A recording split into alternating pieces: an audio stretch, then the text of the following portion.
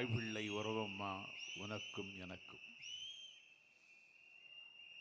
தமிழக வெற்றி கழகத்தின் மாநில மாவட்ட செயல்வர்கள் கூட்டத்திற்கு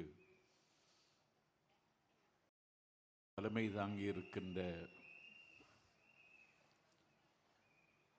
கோடி நிலாக்களுக்கு குளிர்ச்சி தருகிற எங்கள் கொற்றவன், தமிழ் மக்களின் துயரங்களுக்கு ஆறுதலையும் துன்பங்களுக்கு விடுதலையையும் கனவுகளுக்கு நம்பிக்கையையும் தருவதற்கு காலம் தந்த தலைவர் தளபதி விஜய் உள்ளிட்ட அனைவரையும் வணங்கி மகிழ்கின்றேன். இன்றைக்கு மொழிப்போர் தியாகிகள் நினைவு நாள். பொருள் படைத்தோர்கள் உன்னை புறக்கணித்த பொழுதும் உனக்காக இழப்பதற்கு என்னிடத்தில் ஒரு உயிர் இருக்கிறது என்று அன்னை தமிழுக்காக அக்னி பர்வதங்களை அணைத்து கொண்டு ஆபை துறந்த வீரர்களுக்கு புகழஞ்சலி செலுத்தத்தான் என்னை தலைவர் அவர்கள் பணித்திருக்கிறார்கள். மொழி என்பது என்னுடைய முகம்.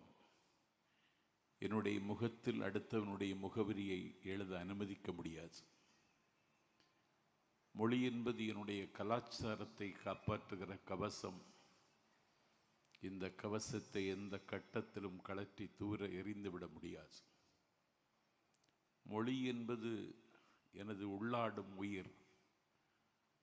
இந்த உயிரை நான் எப்போதும் எந்த காலகட்டத்திலும் நான் இழக்க முடியாது. மொழிதான் ஒரு மனிதனுக்கு முகமாகவும் முகவரியாகவும் இருக்கிறது.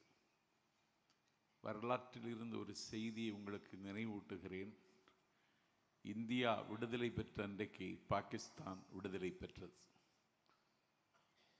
பாகிஸ்தான் விடுதலை கேட்ட காலகட்டத்தில் அது இமேஜின், ஒரு கற்பனை என்றார் பண்டிட் ஜவஹர்லால் நேரு. ஆனால் விடுதலை பெற்ற பாகிஸ்தானுக்கு முதல் வாழ்த்து தெரிவித்தவர் பண்டிட் ஜவஹர்லால் நேரு. விடுதலை பெற்ற பாகிஸ்தானின் முதல் அதிபராக முடிசூட்டி கொண்டார் முகமது அலி ஜின்னா.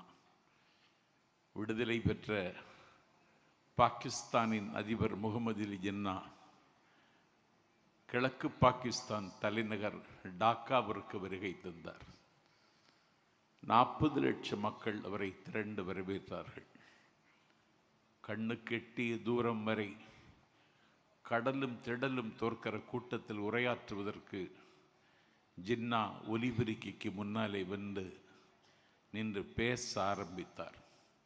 அவர் பேச ஆரம்பித்த உடனே எதிரில் இருந்து ஒரு இளைஞன் திமிரு எழுந்து, ஷட் அப் யுவர் மவுத், வாயை மூடு என்று வானம் அதிர கத்தினான்.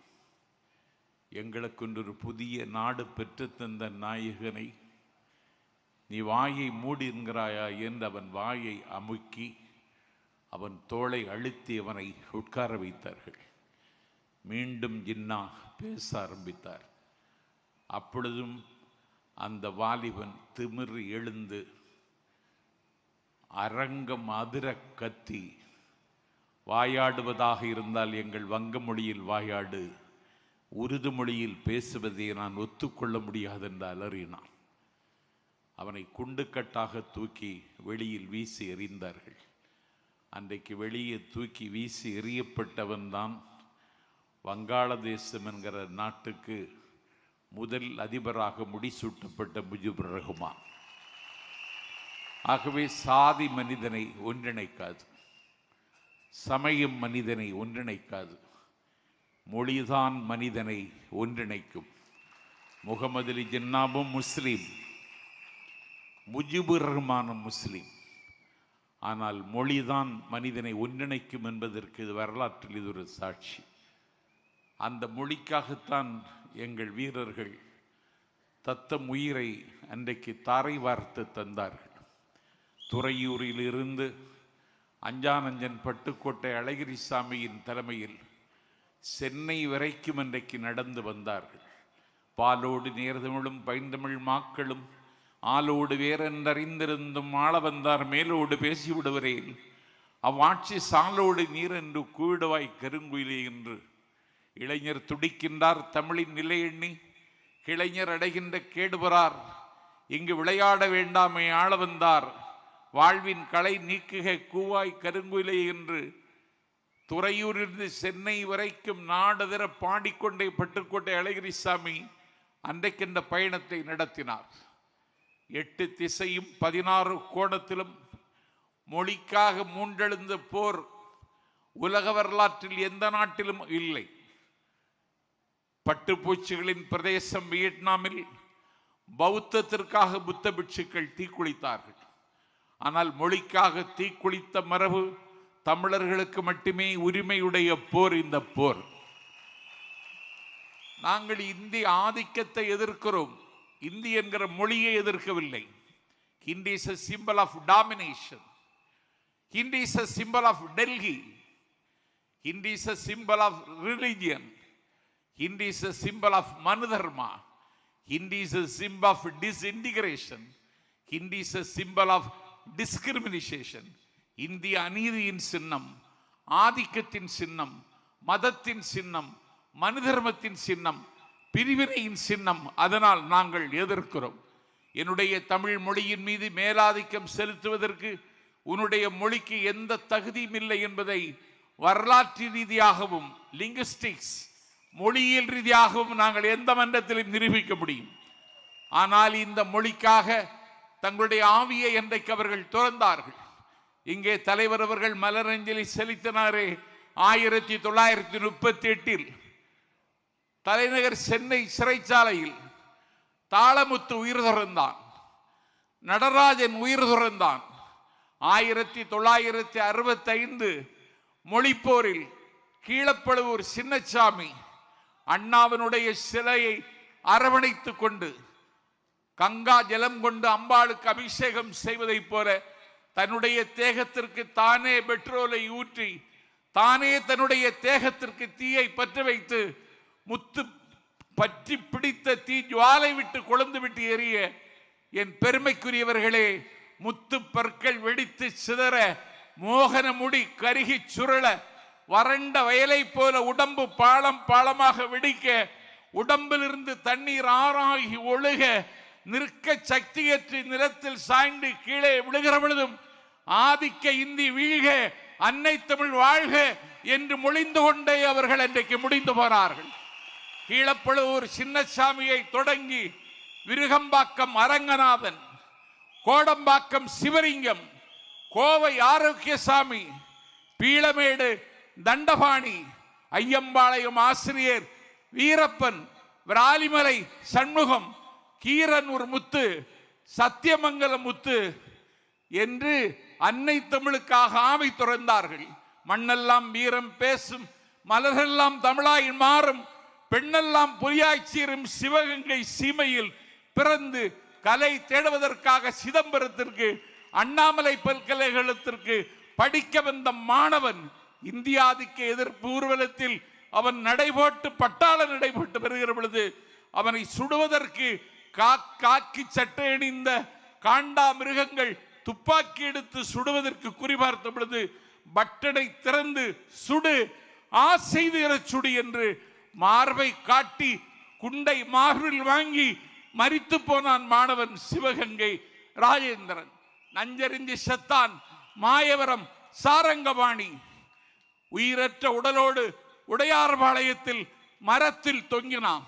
அந்த மொழிப்போர் தியாகிகளை நான் இன்றைக்கு கொண்டாடுகிறோம். சேனை ஒன்று தேவை, சேனை ஒன்று தேவை, செந்தமிழ் காக்க சேனை ஒன்று தேவை என்று பாடினான் பாரதிதாசன்.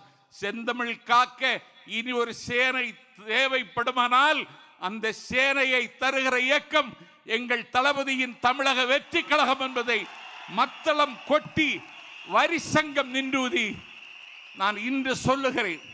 அந்த சேனை எங்களிடத்தில் தான் இருக்கிறது. நீங்கள் இந்திய எதிர்ப்பதாக நாடகம் போடுகிறீர்கள். 40 நாடாளுமன்ற உறுப்பினர் உங்களுக்கு இருக்கிறார்கள். நான் கேட்கிறேன், அன்டெமோக்ராட்டிக் கண்ட்ரி, அன்சிவிலைஸ்டு பீப்புள் என்று இந்தியாவினுடைய மனிதவள மேம்பாட்டுத்துறை அமைச்சர் நாடாளுமன்றத்தில் பேசினார். என்ன எதிர்வினையாற்றினீர்கள்? எம்பி என்றால் யார்?